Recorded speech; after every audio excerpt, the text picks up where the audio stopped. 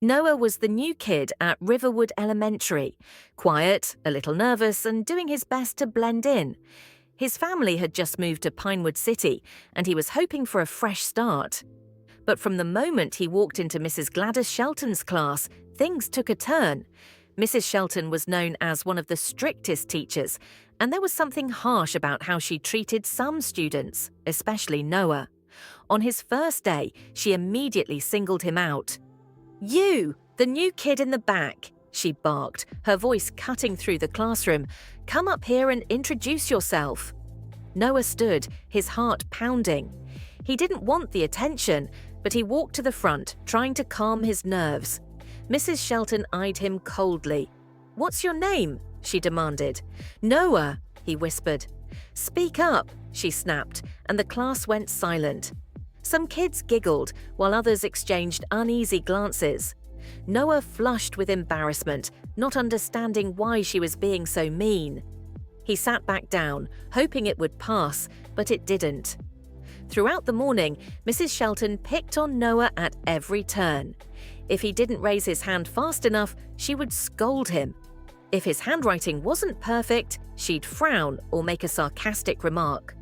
Noah felt humiliated, but he stayed quiet, determined to make it through the day. What Mrs. Shelton didn't know was that someone was watching. Her actions weren't going unnoticed. Noah wasn't just any student. His father, Mr. Kai, was the new principal of Riverwood Elementary. Noah's family had kept the relationship a secret, so Noah could have a normal school experience without favoritism. But Mrs. Shelton's treatment of Noah had crossed a line. Every afternoon, Noah would go to his dad's office after school.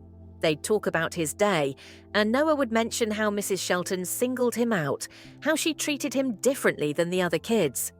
Mr. Kai listened carefully, but he didn't want to jump to conclusions.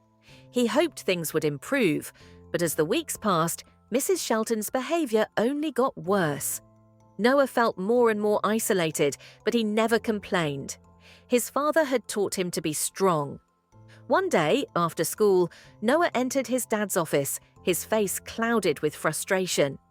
"Dad, why does Mrs. Shelton hate me?" he asked in a low voice. Mr. Kai's heart sank as he realized this wasn't just about strictness. It was something deeper, something unfair. "I know it's tough, Noah," Mr. Kai said gently, "but hang in there. She doesn't know who you really are. She'll find out soon enough." And Noah's patience would soon be tested. It was a chilly Thursday when Mrs. Shelton finally pushed Noah too far. That day, she accused him of not finishing his homework, even though he had. She called him to the front, her finger pointed at him. "This is what happens when you don't try hard enough," she said, her voice dripping with disdain. "You'll never succeed if you keep this up." Noah stood there, humiliated again, but this time something was different. As Mrs. Shelton turned to walk back to her desk, the door opened. In walked Principal Mr. Kai. The class went silent, eyes wide. Mrs. Shelton froze, her face draining of color. Mr. Kai's voice was calm but firm. "Mrs. Shelton, I need to speak with you in my office," he said. Confused and nervous, Mrs. Shelton followed him out. The moment they entered the principal's office, Mr. Kai dropped the bombshell. "Noah is my son," he said quietly. Mrs. Shelton's face went pale as the reality sank in. She had been treating the principal's child like that, but it wasn't just about that. Her treatment of Noah was rooted in something far more personal. Mr. Kai's voice was steady but filled with disappointment. "No student should ever be treated this way," he said. "Not here, not anywhere." The next day, Mrs. Shelton was gone. When Noah arrived at school, a new teacher greeted him with a warm smile. The oppressive weight that had hung over him lifted, and for the first time in a long while, he felt like he could breathe again. As for Mrs. Shelton, she learned the hard way that cruelty always catches up with you, no matter how hard you try to hide it. And from then on, Noah knew that sometimes standing up for what's right doesn't require words.